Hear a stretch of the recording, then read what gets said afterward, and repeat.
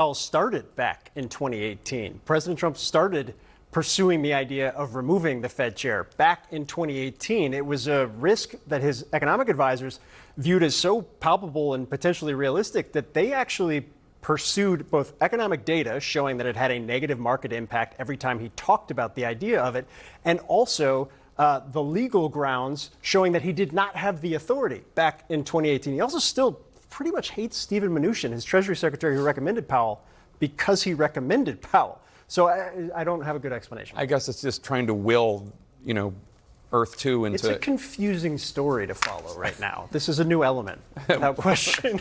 Something's confused. Turning back to what Trump said today, that it's highly unlikely that he will fire Powell, that's a direct contrast with what you're reporting. Yeah.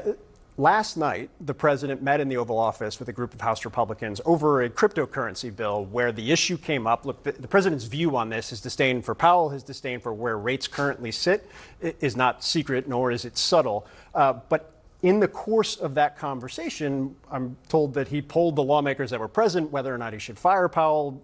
Just about everybody there said the answer was yes. And he also referenced a piece of paper that he said was a draft removal letter of Powell. What's most interesting is this morning, as reporting started coming out on this, the White House didn't knock it down. Yeah. In fact, there were officials who were saying that it was likely he was headed in this direction.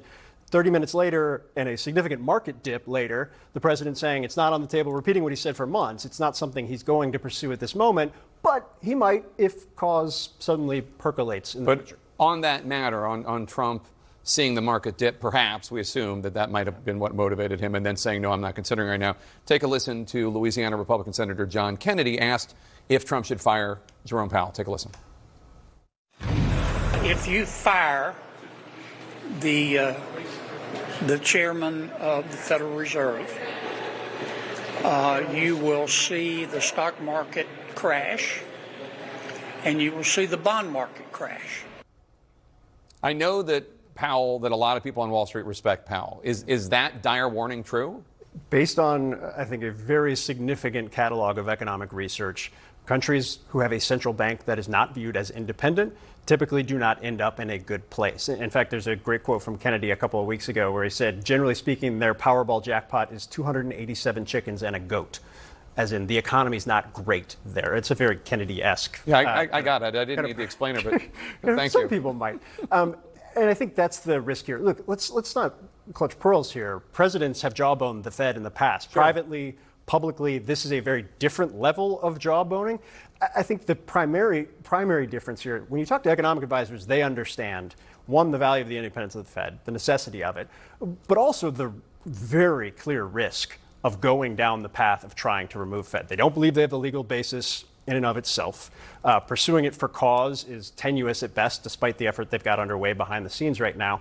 What they point to is that the effort to kind of work the refs here, as Treasury Secretary Scott Bessent says, could have an effect over time. Just keep in mind, Jake, and you know this well, Jay Powell is not making unilateral decisions on interest rates during Fed meetings. It is a Federal Open Market Committee.